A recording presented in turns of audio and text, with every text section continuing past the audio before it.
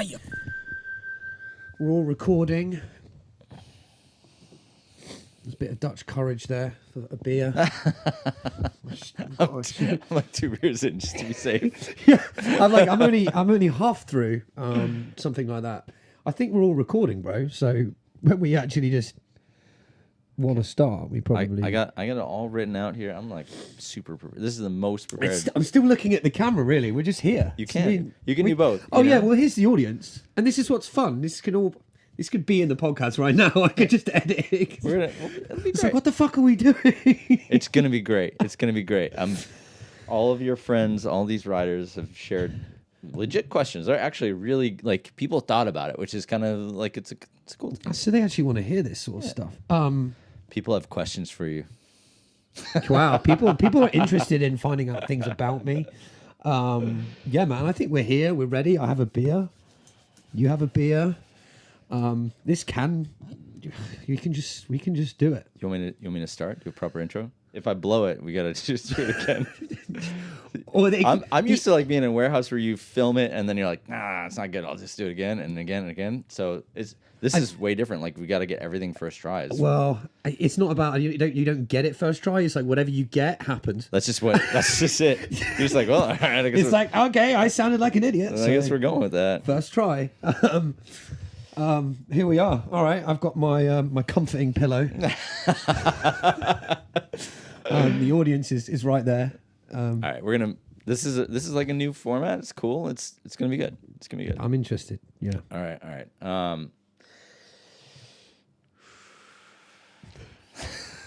This will already be in the start. I can tell you this right now. Like people have watched. They like this stuff. I'm so sorry. No, it's perfect. It's perfect. All right. All right. Wish me luck, I guess. What's up, Shinners? That was a good attempt, Darren. I did like that. How's my English? Yeah, I've definitely heard worse. I've heard worse. All right, everybody. We have a special edition of the Shindig podcast today. We are flipping the tables on Matt Pangoli, Matty P, your faithful host who is so used to asking questions but never actually has to answer them. So today, I have sourced so many questions from so many riders from around the world, and I have a few of my own. So We're going to hit you with all of them. I'm going to do my best to moderate, to host, and good. You're officially in the hot seat. I didn't think I would feel nervous. I'm genuinely nervous right now. I mean, most of the shows are about me too. I talk so much about myself. So this is really, really no excuses now. So Aaron, thanks for, it was your idea. So, yeah. Hi, I'm the guest. Thanks for having me on, Aaron. This is fantastic. Real honor to be on the Shindig podcast. It's such an honor to be asked to be on it. Okay, all right. Let's start easy. Then I'll toss you a softball, and then it's gonna progressively get more challenging. Sip of my beer. This is gonna get me through it. So, how did you get involved with trials? How did you get started riding? What was the beginning of it all? Seeing a show. I watched Martin Ashton, probably 2013. Someone's cooking downstairs. Oh wait, Wendy's cooking or Aaron. Well, that was fun. Nice little buzzer in the podcast. I'll start that one again. Oh, let me give you the start then. Okay. So we're gonna start with something really easy to just get the ball rolling here. So tell us, how did you get involved with trials? How did you get started riding? What got you into the sport to begin with? Oh, trials itself, yeah. I mean, I've always been into cycling. So let's go right to the start, where I was the first kid in nursery riding with no stabilizers, and I remember the teachers having to drag me inside. So I knew that was my sport when I was 3 or 4. My mum's got pictures too. I'm sure everyone will want to see that. Fast forward many years, mountain biker, kid exploring the woods. I saw an urban show of Martin Ashton in Plymouth, and essentially being like, hey, this is cool. How do I get involved with that? And then found out there was a couple of guys in Cornwall that rode trials, and went and met them. And I just knew I wanted to do it. As soon as I saw him on top of that rig, I was like, screw jumps, that's cooler. And instantly said, that's what I wanna do. So I decided that I would become a trials rider. That's the way to do it. Yeah, yeah. So I've got the first guest question. This one comes from Charlie Rolls. He asked, "What's trials to you, and specifically, what's your riding style and kind of approach to riding?" That's a very good. These are going to be great questions, aren't they? I'm going to be like, I'm going to have to really dig into my brain. So wait, so what is trials to me? It's my community. You know, it is a sport. I've always had it as my sport, but the entire time that I've been in the sport, it's like given me some kind of healthy direction, so to speak. You know, I've got that excuse to be like, well, I can't get up at 10 and drink beer. I better ride my bike first. But it's extremely important to me. Yeah, to me, it's part of my life, part of my identity. Having, you know, spent so many of my years and so many hours on a bike. I'm sure everyone who rides too, they get that. I've spent a lot of my time in trials, so it's my family. That's what trials is to me. It's my family and my drive, and keeps me kind of sane. And he said, "What is my style? What's your riding style? Like, what kind of bike? You know, like clumsy." You know, the next I'm next in the throne to Captain Crash, I believe. Something people might say the same thing. No, that is a good one. It's pure. It's like TGS was my roots. You know, I didn't even know there were competitions when I saw trials. I didn't know that was a thing. I just saw, you know, Martin jumping on ledges and beams and bars. So I think my kind of style is less is more. Keep it simple, and you know, I like my street.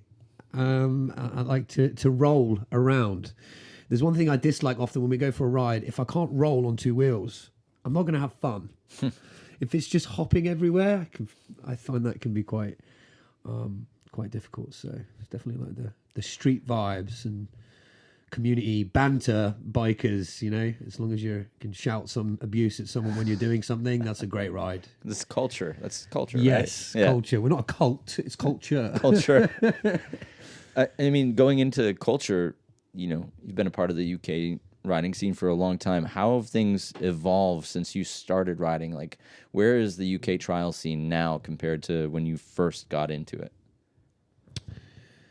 Oh, I want to say even maybe slightly from my personal experience, there's more serious riders now. Maybe it's just from where I am or like when I was riding, but we were just like a bunch of idiots that wore skate shoes and jeans and kind of threw our bikes around, and it was like that, I'll be careful my words, like that BMX mentality, I don't know, like the skater culture.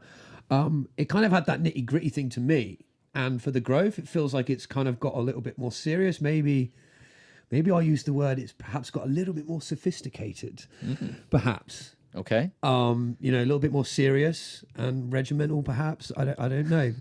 These are great questions. I'm finding things out about myself. We're just getting started. I got a billion questions. I think it's definitely, there's something really special about the UK scene in general. I mean, this is my second time over here hanging out with you guys, and got a chance to ride with everybody this past weekend. And there's something really special about this scene, and I want to try to take as much of this back to the States as I possibly can. But what kind of, and I know you're not super familiar with the North American scene, but what kind of advice would you give to riders in places like America, or places where they're trying to establish a scene, you know, similar to the UK? Like, what advice would you share off of what you've seen kind of develop for the years? I say from my personal experience, it's actually getting people together. I know it sounds really simple, and that's a very difficult thing to do in America, but partly why I guess our scene can be so big is every weekend there's a group ride. There'll be 10 plus people together, or you know, you look in the UK, there's probably 5 different rides happening that you could potentially go to. But I think that's harder for North America. It's that kind of that community culture. You don't get that if you go out on your bike on your own. Like, I get it that some people do, and most of those people, to kind of be part of the community, they'll film themselves. You know, I'm on my own, I can't ride with anyone, I'll share it and let people comment and chat, and that's kind of the interaction. I think that's been the most important thing for our UK scene is the meetups, getting people together and like sharing each other's knowledge and, you know, trying stuff that you didn't think you'd give it. Oh, what? If he can do that, I can do that. Like that happens. That's kind of what we thrive. So it's actually getting people together to ride. Right on. Yeah. I think. So what's been your most triumphant moment on a bicycle so far? It'll be, so I was part of the story, seeing Martin Ashton, 2013, 14. No, got the dates. I'm getting so confused now. Let me go back. 2009 or 7. Let's do some maths. I can't do maths. Okay, 2007 was when I first saw Martin in a show. 6 years later, I performed alongside Martin in the London XL with the huge Ride London with Andre Burton events and Animal, and was literally side by side with Martin Ashton on my bike doing a drop off and then like drinking with him in the evenings in the hotel and all. So to this day, it's probably the biggest, what I feel is one of my biggest achievements. And getting on the podium once in the Nationals. I came third in 2013. Everything happened in 2013. That's a good year. My lucky number, and probably my best year on the bike. The first year I got like proper sponsors, and so that's my most memorable moment will be that. That's amazing. Having a chance to ride with your, the person you looked up to, or the person that got you started, it's got to be the most insane feeling. That's why I think there's so few people will get into a sport and get involved that they'll be able to have those experiences, because it could be so saturated. There's so many people, and that's why I was drawn to trials. I like unique stuff. I see them. Oh, everyone's got those trainers. I'm not having them. Oh, everyone's got those, apart from the grip shoes. I bought them now. There's a reason everyone, Yeah, right. They're working well. But anyway, my point being, I like to try and be unique. Maybe controversial, then, if they don't like it, at least they're talking about me. So it's one of those. So you mentioned Andre, which is perfect because I have a guest question from God Andre. damn it. How long did I go without saying his name? You made it a good, a couple minutes in. You're good. Oh dear. Yeah.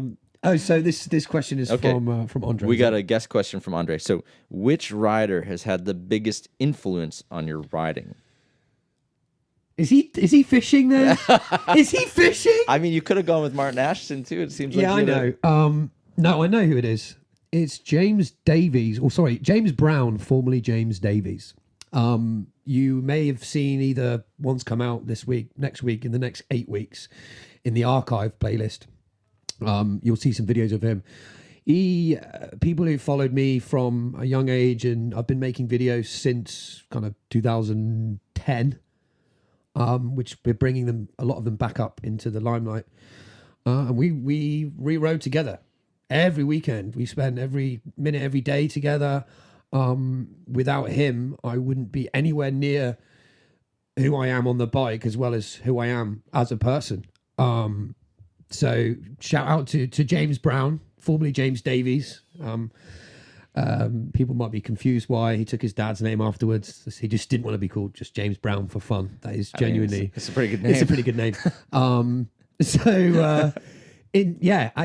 I think it's James. He's had the biggest impact to me and kind of helped me become the rider I am. Right on. Yeah, not Andre. Sorry, mate. I tried Andre. No, there's more than one. There is more than one, and he definitely has a big part in that too. But yeah, James gets the top spot there, and I hope he's listening to this in his van, being like, yeah. So speaking of influential riders, I have a guest question now from TRA. TRA wants to know, where do you want to see the sport of bike trials go? In the line, television. Doesn't necessarily mean the Olympics. I'm not, because I think it's hard to facilitate that and kind of monitor it. So we've already established that the discipline is quite entertaining. You know, the biggest videos that get out there in the world to a non-cyclist, when all your friends say, "Hey, have you seen this?" and it's Danny Mac doing something, you're like, "Yeah, I saw it 5 months ago." Yeah. I was there. I was there. What? I told him to do it. Is the entertainment factor. We just recently had Andre on Britain's Got Talent. That's TV, some publicity. So why can't we have a TV show? And there are things, I don't know how much we could, there are things I know that could happen, but yeah, my future for the sport, really, I'd love it. It'd be great if it was the Olympics in that kind of serious manner. I struggle to see how they will facilitate that. The UCI already fail, not miserably, but there are certain elements they're not succeeding in the sport because there are other disciplines that people understand. So my view, somehow, some form of entertainment, like television, a show, you know, it's something that people could watch and then maybe understand that, oh, maybe it isn't all that bad, I can try it, etc. But or more of a fun thing than being like serious, like this is dangerous or right. Yeah, entertainment is key, and that's what we're doing right here, right now, is it? That's it. I hope we're entertaining. Yeah. I'm entertained. Yes, this is like one play on this. I'm like, well, I had a great time, and that one play was me listening back to myself. I think we'll do all right. So, you know, like with the entertainment, with the growth of the sport, you know, there's really kind of these two essentially factions of the sport where people have seats and people don't have seats, and there are different riding styles and there are almost different groups and stuff like that. And, you know, some of us ride both styles and whatever. Right. But I have a question from Todd Cook. Shout out to the USA contributing to this. USA. He said, how do we make sure that the trials community sticks together and doesn't completely split between the people with and without seats? Like, what do you think? How do we hold everybody together? Because it's already a small enough world. It's a small enough community. And the last thing probably we need to do is split into two smaller bits. So what do you think? How do we stay together? To blend the two, I think we've all been trying to figure out the answer to this, honestly. It is working, and there's elements of people that bringing us together. It's a difficult. I want to like spin it in that sense. I think it can be the appreciation for the other discipline. So I get it. Some people on the Inspired, they might be like, oh, it's not as flowy. You know, maybe that person just has a little bit more stylish taste, whatever, or they like designer thing, you know, whatever. We all have our own things that we like. So I think the only way is to really appreciate the other person's choice in discipline and maybe that understanding. Maybe we should be doing like, I've got this idea, I still haven't pursued all these hundreds of ideas, bike swaps. So you turn up to this and you swap with that person, you swap bikes, then that appreciation, then that person who says, oh, he rides with no seat, that's easy, of course you can do that. I'm like, go on, have a go on my bike. And then you go on there inspired and be like, God damn it, this is hard. So that's cool. I like that idea. I think that's a difficult answer. And there's no, the only way I can see it is maybe just a slight more appreciation, maybe, or like understanding, like how hard is that? Oh, he's rolling, he's got speed, of course he's going to gap. Yeah. And that's what we need to do. Let's just like let's do bike swaps. You know, let's bring in the pink slips. That'd be amazing. Doing like actual races. You want to race trials bikes? Okay. Well, no, you know, lots of people call the sections races. Oh, okay. It's a timer, right? I was just thinking it's a race against time. How hilarious would that be to see like just lining up? Yeah, but yeah, man, I think we are kind of all together. In that sense, and you've got these odd riders that kind of do all of those elements. So let's have a few riders that are like really good at both, and they just really bring us all together.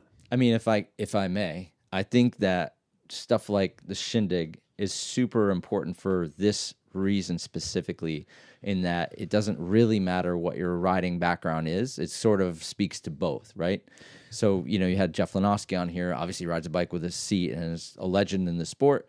But then you can have Jack Carthy on here, definitely no seat on that. Well, I mean, his e-bike. But, you know, I think this is really important, this podcast, because any trials rider from any background is going to get a chance to be exposed to a whole spectrum of riders, and to have sort of like, you know, for lack of a better term, like a cultural touch point where every trials rider has something that they're going to take away from it is really important. That's why this podcast to me is super important. And how do we find more things that do exactly what Shindig does, where everybody can come in and be like, yes, this is the trials podcast, and this is the trials this, and this is the trials that, where we all come together.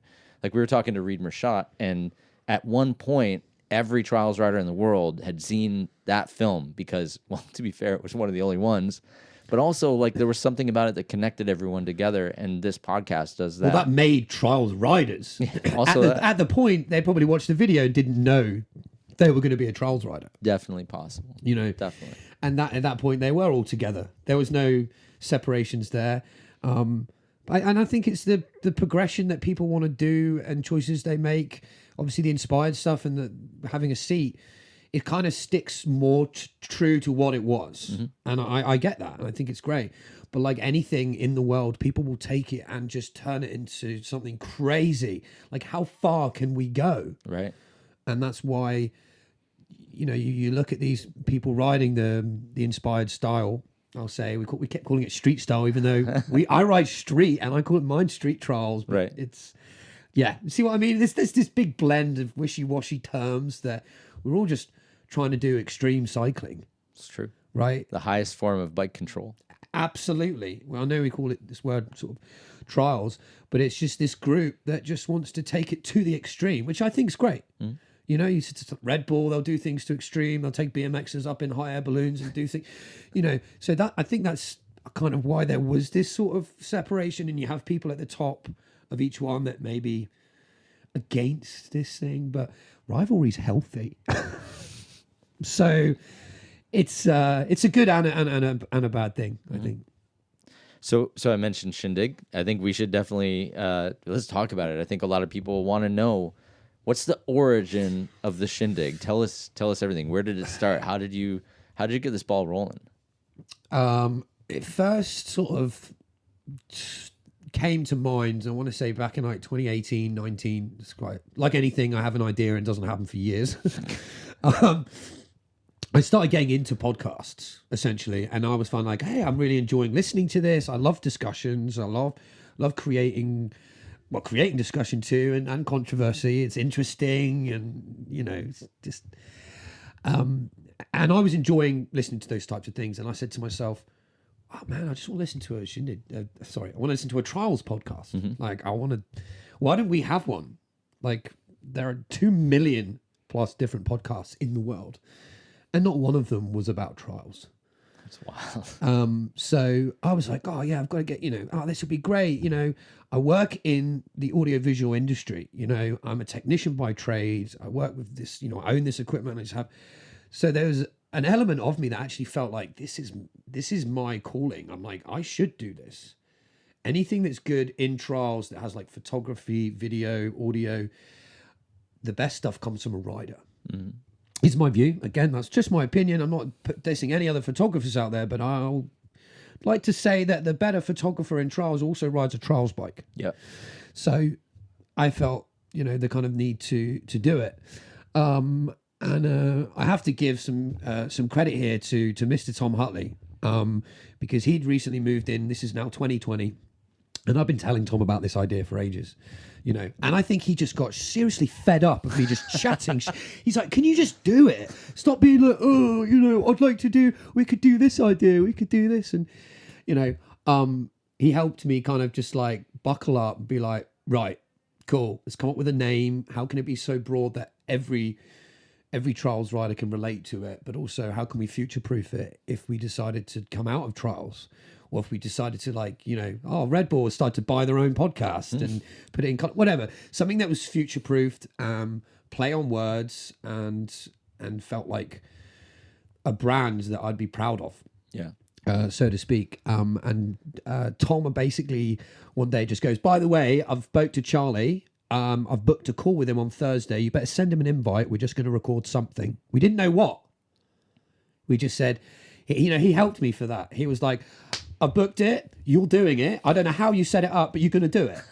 You know, and I needed that kick. And the pandemic kind of helped having all that spare time. Yeah. And yeah, I think we spent maybe a day trying to come up with names and things. And then as soon as it just clicked, we were like the Shindig podcast. It's too perfect. And I was just, yeah, it clicked, took off. And then I made the first logo like on Instagram and like so bodged everything so badly, just to make something. And then the Shindig was born. It was just called the Shindig podcast. And at that point we started. I never really thought of it like that. It's almost 3 years old. Wow. That's amazing. So, it is. So you started with the podcast and then you started doing the rides and all the other content. Yeah, so we started the podcast element of it. We thought great discussion and things like that. And there was one thing that I thought, we were going out on rides. And I said, I haven't made a video for myself for years. Mm-hmm. And it's purely based on my own criticism of myself. So I'm not going to make a video if it's worse than my last one. So I'm looking at my last video going, what the hell? And you can go and watch it now from like 10 years ago, and I still can't do half the stuff. But it changed my view on it then, where I said, well, who cares if it isn't as good as, I personally isn't good as I was. It's like, let's just film everything. Let's show people the fun we have on a ride, mm-hmm. And just like bang out and just put it out there. I really didn't think nothing of it. And we started doing it sort of every Sunday. Became a bit of a routine. And at the time, sort of Tom was helping out. He's an extremely good video editor. So he was just like bang, bang, bang, bang, bang, bang, bang, banging them out super quick. And the traction came. People came to watch them, even the non-trials riders, I think, because we were just being stupid. People want to watch idiots on, it's entertaining. You don't have to like the person. If they're being silly, it looks fun, or laughter's contagious. Mm-hmm. So I think that's how the vlogs, so to speak, were born, and the brand just grew. Nice. So one of the riders who is frequently featured on there, Captain Crash, Steve Rogers, Mr. Steve Rogers, he was our second ever ambassador, sponsored rider. So he's contributed our next guest question, and he wanted to know, what's it like hosting the podcast, and what goes into each one of these? Like, how much work goes into producing a single podcast? Well, I try to keep it as simple and easy as possible. I do have a full-time job. There are other commitments and family and things. So it's an interesting question. It varies. But essentially, I don't put as much effort maybe as people would think. I'm very often winging it. Fake it till you make it. But having the guest hosts that I have with me, like you and Steve and stuff, that makes it that much more enjoyable too. Because some of them I absolutely love. We just sat chatting. It's just like a normal phone call that I've had with anybody, but we've recorded it. Mm-hmm. I think maybe a couple years ago, it was a little bit different. I was more nervous because I felt driven by the community and people saying, I want Duncan, I want this person, I want to hear from this, I want to hear from that. Which was a struggle for me because I'm like, wow, I'm doing this for some other people. Mm-hmm. When really I wanted to be doing this for myself, just for enjoyment, and be like, great, you don't want to watch it? Don't watch it. I think. So I believe it or not, I don't work too hard to make them a thing. I don't know whether I'm really ruining it for myself. It's super hard. It takes me hours. But it takes up maybe 4 hours of our time for one. And I mean that in the sense I have to come back from work at least an hour early.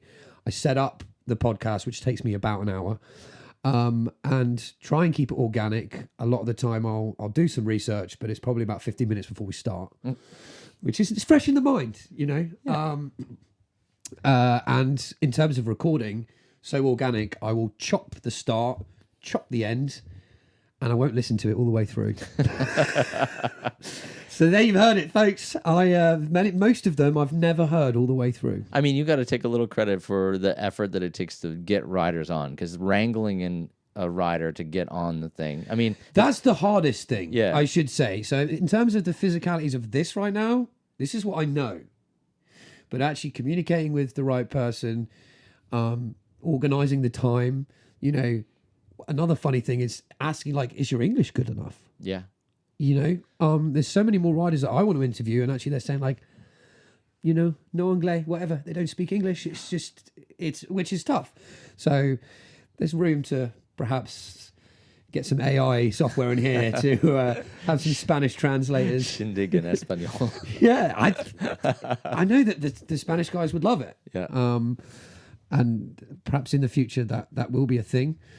I hope I haven't dulled down the effort to make these now, but that's good. it was. I just want to make sure that I have fun with it and it doesn't stress me out, because I can be a pretty stressed out person. There's people that know me, and it's just the nature of who I am. So as long as it's enjoyable, it's never hard work. So what's then the future of Shindig? What's your plan for the coming year and for the coming years to follow? Like I know we talked about entertainment and TV and all that stuff where it might be in 5 years, but what's coming up? It is more of the entertainment side of things that I'm trying to push. I actually want to do more of the kind of comedy element of trials. I'm calling out Zoota Laws again. It was a fantastic meme page that they made. I'd like to make more content with that.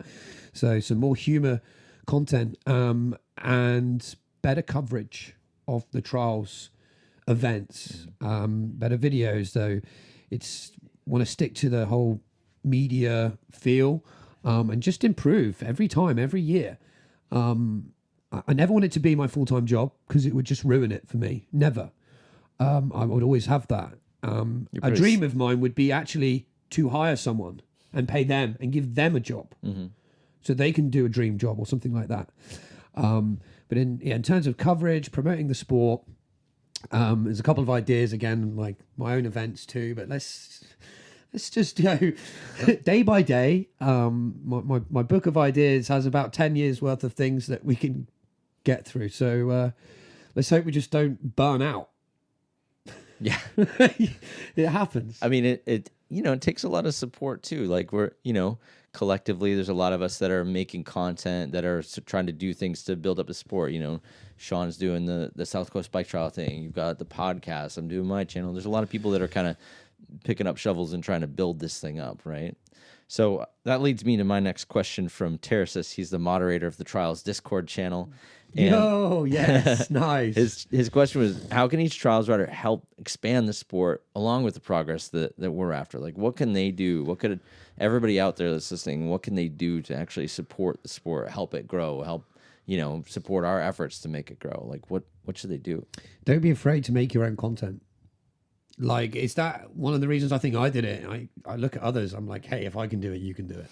Like, I have some media experience in that sense of audio, whatever. But I think one answer is, like, the more videos that are out there, the more normalized it becomes. Mm-hmm. You get the odd, I think it's slightly more normalized even now with kind of Danny and Fabio. So there's some normalization to it. Yeah, I think it has to be content and clubs. We have to look at the countries that I believe have a successful format in terms of bringing riders in. Mm-hmm. And like the Spain have that for sure. They've got clubs. Parents can take their kids there, get them started at a young age. Obviously, you don't have to be at a young age. I didn't start until I was 14, 15 years old, right? Same. And I didn't do competitions. I just did kind of the fun of it. So I think maybe that's the answer. More official clubs that families and kids can feel a part of. That's why you make the Shindig. It's like we don't have like a club you can take your kids to, and most of us are just big kids with more money. So now having the Shindig, it's like that's our club. Mm-hmm. Mm-hmm.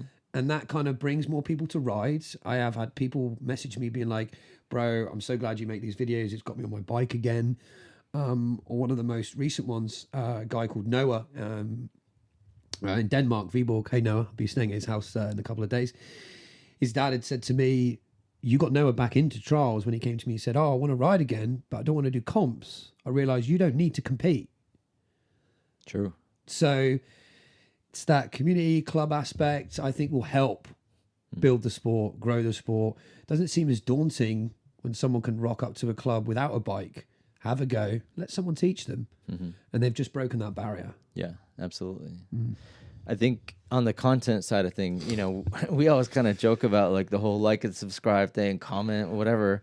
But I think a lot of people don't actually know why we say that, why we. I've never actually said it. Okay, but I'm deliberately like, I can't say it. I can't say it. Yeah, but you know, there's like a reason, like No, if people did Yeah. subscribe and comment. So why, like, why should people do that? You know, like it's sort of a taboo thing to say, but it's also like the best possible thing you could do to support any content creator. And because it's free. Yeah. They don't have to do anything but click something on their screen. You know, even like there's options now. People be like, oh, I don't want to follow them. I don't want to see their stuff. It's like, you can follow and then mute. If you want to keep them happy, follow them, give them a follower, then just mute it. Yeah. You know, it's so easy now to show someone support for nothing. That I think, and people need to be reminded. People want direction. Right. They want to be told what to do. And for them to engage, click through this, all these more views, it's only going to see more people and put the sport out there.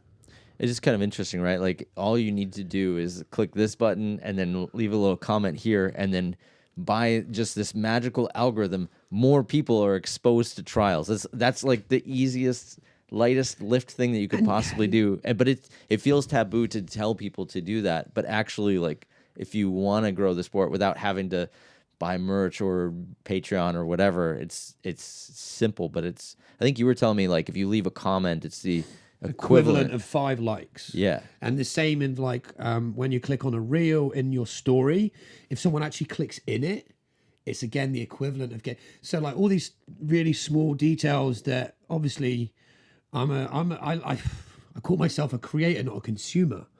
So I look at the side of things like, okay, what are consumers doing? And like, what do I have to do? Oh, cover this up. Like, why are you covering up the reel? I'm making you click on it because then it helps the algorithm. There's all these certain little elements and people saying, oh, Matt, why do you always make a clickbait title? You've just answered your own question, mate. Clickbait. I want people to click on the video. They might not even know trials. They might just see the start of it, but they've just seen, oh, I remember this brand, Shindig. I think they were doing trials or whatever. So super important. That's a really good thing to bring up because I feel really bad asking and saying it. But what you've said is so true. Yeah. Just even my friends like, oh, you want me to comment, but what do I say? Just put an emoji, put a middle finger for all I care. Like, put something controversial, put something where people will be pissed off. Yeah. And then they're going to comment. More comments. Even more comments. The funniest thing for me, if I don't get a hater comment, if I get a hater's comment, that means the video is successful. Yeah. That's my view. So I flip it completely wrong. And that's why only the ones that are viral, people be like, that's stupid, it's fake. And you're like, oh, that's so good, yeah. Keep commenting. You know, people like, who's paying for the damages of this? I'm like, well, your taxes, obviously. I think my most successful video is Eloy Palau got a flat front tire on his bike. And I wrote a thing like, can you believe he's doing this and I was narrating it like he did this with a flat front tire, and it's a 4-foot bunny hop up this thing, and which like nobody can bunny hop 4 feet with a flat tire. But every single person's like, oh yeah, I don't know if you know this, but that's trials and they run low. I'm like, oh god, please. But every single person that thinks they know what's up is just contributing to helping it grow. When they think that they're superior or they know better, they'll comment. It's amazing. You know, so I comment on everything. I mean, that's not necessarily how I want to succeed, but it's also just funny how that's the thing currently because, yeah, it is what it is. So let's talk more about videos on the internet. I have another trials videos. Yes. Okay. I have what I'm a big fan of this question. This one comes from. Okay. Man, I hope I don't mess up his name. This is Joachim. Right? Did I get it right? Yeah, or Joachim is, I think, how you would say it. Even better. Yeah, Joachim Nyman. I'm an American, so. Okay. If you could pick one of the following, who would you like to see the most to put out one last banger of a vid, all being in their prime riding-wise? Craig Lee Scott, Neil Tunnicliffe, or Damon Watson? It's going to be CLS. I rode the Damon last year in July. I was like, okay, I've had my Damon fix. Neil, 26. I've always loved his riding, so but CLS is a 20-inch king. God. right? That was tough, actually. No, no offense to the others I didn't pick, but it would have to be CLS or Damon on a 20. Damon on a 20? Yeah, that's what I'd love to see. Is that a thing? No, no, that's what I'm saying. We should see Damon on a 20. I mean, he signed up to BMX like 47 inches once. Do you remember that clip, maybe? I need to see this. Oh, my goodness. We'll find that. It's the proper like BMX. So, yeah, out of those three, Joachim, it would be CLS for sure. Proper. I've got another guest question to back this one These up. are good, man. These are the most guest questions. Thank you so much for actually being interested in asking. This one comes from Goddard. Sean Goddard says, Goddard, Mr. FXN. excluding Charlie Rolls, who do you think is the best at Boons? Wait, time out. For anybody who doesn't know what... Another person fishing. wait, first explain, because not everybody knows what Boons actually... So I don't think it's the official term, and some people call it a boom, but no, it's a boon. Don't know why. Don't ask me. Just that's what it is. It is when you're on the back wheel and you actually sort of jump forward without letting go of your back brake. So the wheel doesn't physically spin in any way and you don't kick. It's all to do with like your hips. You kind of like lean forward. Such a trials thing to do, isn't it? Like, on the back wheel, leaning forward and then like hump. A new official name. The hump hop, we could be another one. The hump hop, I quite like that. Excluding Charlie Rolls, who is the best at Boons? I want to say the man that may have taught me at the time was probably like Alex Treby, but he doesn't really ride anymore much. For goodness sake. Yeah, I think it's Sean underneath. I want to say me, but like we rival each other on that. And Sean's put in some time. He's putting a lot of time with the Boons. I've seen him humping his bike round the corner, putting in a lot of the humping hops. So if you were fishing, Sean, I've caught the bait. I think Sean's pretty good at them at the moment. That's awesome.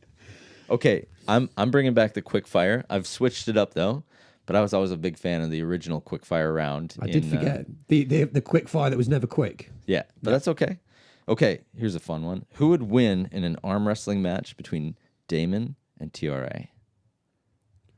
Ooh. This is a really hard question. That would be great content, by the way. I know. I want to say Damon. You think?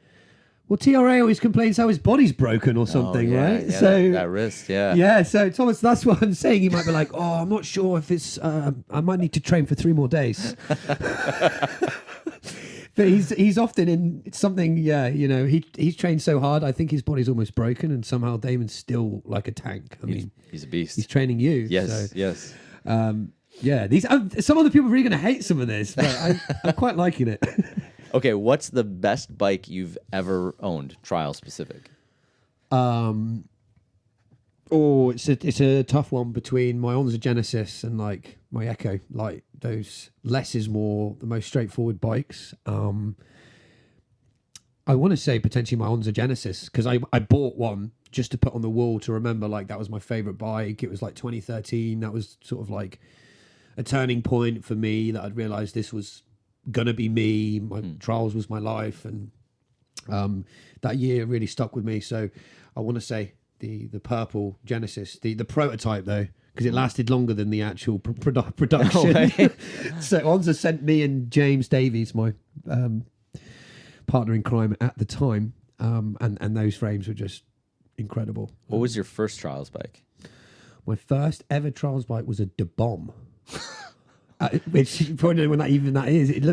It's basically it's a copy of like an Onza T-Bird. Okay. But the UK scene will know it was definitely De Bomb. Am I questioning it now? DABOMB. Bomb, yeah, De Bomb. Was it French or something? I don't know. Is bomb French for bath? No, that's bomb. I feel like there was a dirt jump frame, the same company. Maybe. I don't know. Well, yeah, that was my very first frame. Right on. What? So tell me a goal that you want to accomplish on your bike.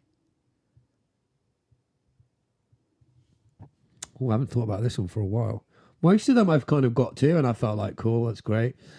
It's going to have to be a static hook on a post, a back wheel. I'm still not there.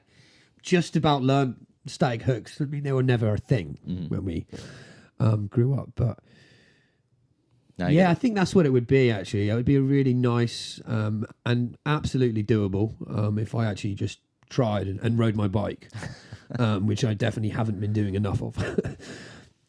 What's a goal that you have off the bike that you want to accomplish? I want to become a trials commentator in the sport.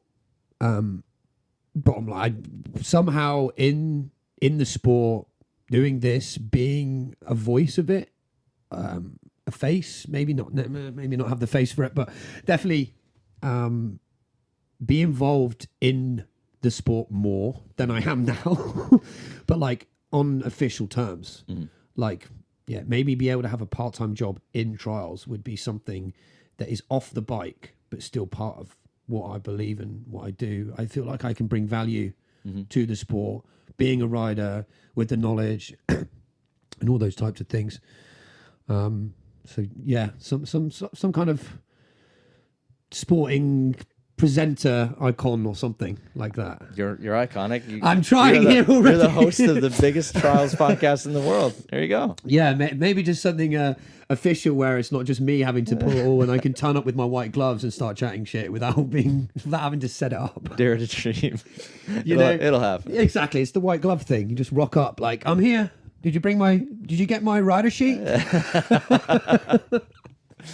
So what surprised you the most about everything, looking back at the past 3 years of Shindig? What has surprised you the most? How many people want it? How many people want more of it? And how many of the guests were so open to being like, yeah, I'll do this. And they don't know who I am. I'd be just some weird, strange guy who could, paint a bad picture of them.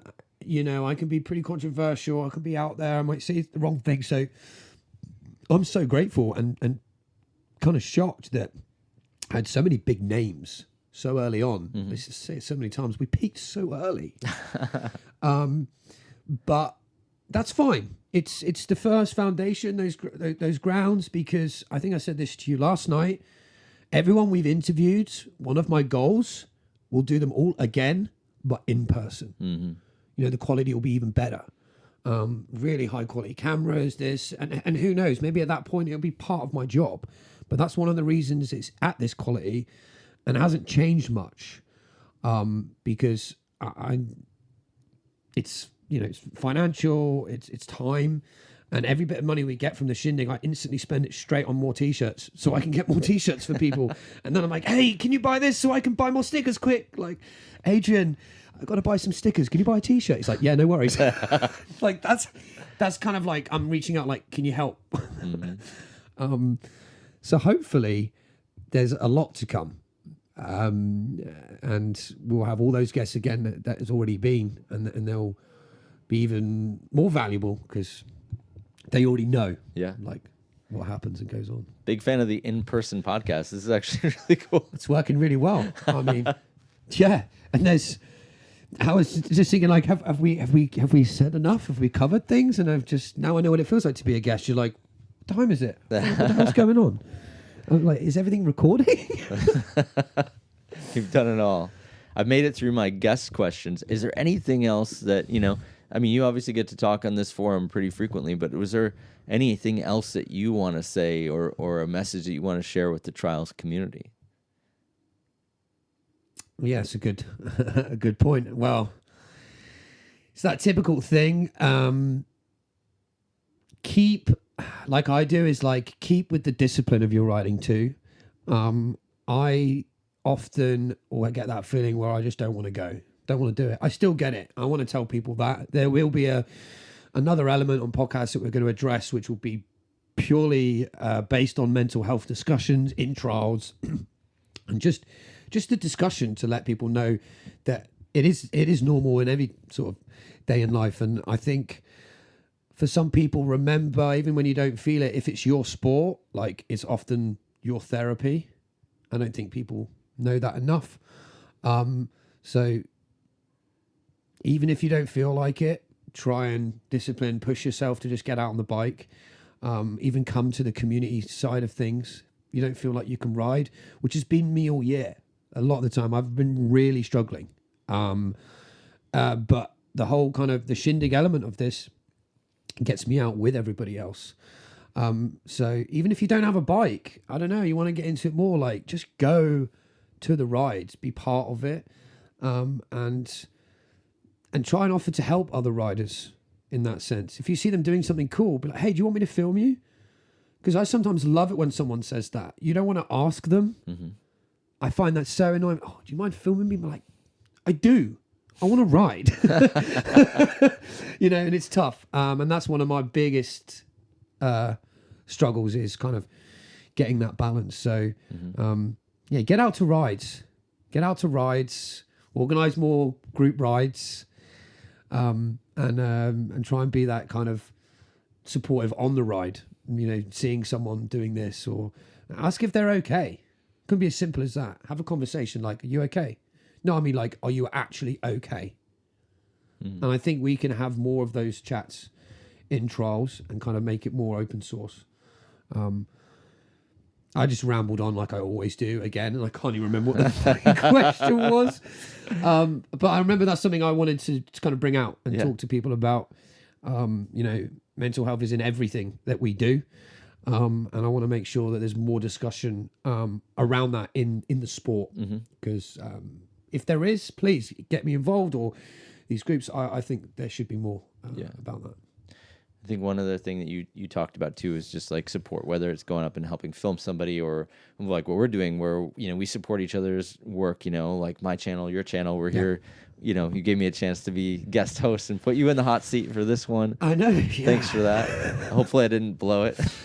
No, I think, I'm sure you would have. I think, I've done most of the talking, so it would have been me that did, but it's a good example too, though, for everyone to see that it's like, everybody is in it to support each other and to lift each other up and to help each other out. And it's not, Shindig versus Super Rider. Not that would ever, but no, like we're all together trying to help each other out. And, like I'm dragging guests through the front door. Flying to the country just to get me to set this up, because sometimes I'm just like so exhausted. And I'm doing a lot of it on my own now. I know we've had some sort of, Tom only stepped away because his taxi stuff really took off, and like he had to commit to that, and I absolutely respect that. Chris just lost the love a little bit for trials, and it happens. And he's kind of went into the BMX world. So where am I going with this? The point being, I don't think we're ever going to have that rivalry with a lot of us. Me, you, Sean, and Adrian, Mind Control, FXN. We're very much close with each other. We work together, we collaborate together, and I think that only makes this community better. Agreed. Yeah. Setting the example, right? Yeah, and we've already shown to even start the Shindig, I had to have someone else to bounce ideas off, and that's why I've got two Aarons, and you're doing your own thing, but then Aaron Good, who lives with me, he's kind of my support, so to speak.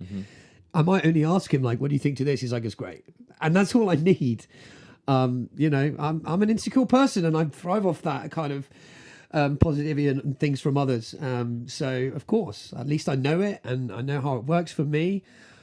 So the support that I get from especially you, I'm going to call out Adrian for Mind Control. We have regular phone calls and talking about ideas.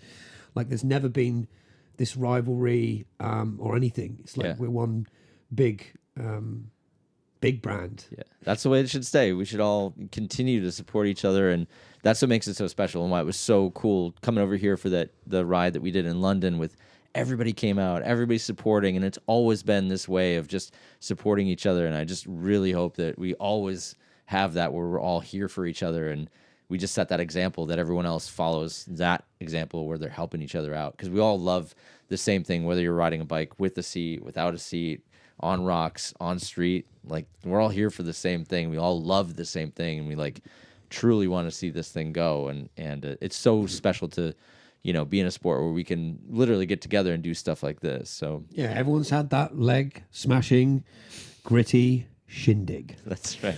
That's it. And if we should have it. I feel like we should have pictures as well. People's shins, like rate my shin.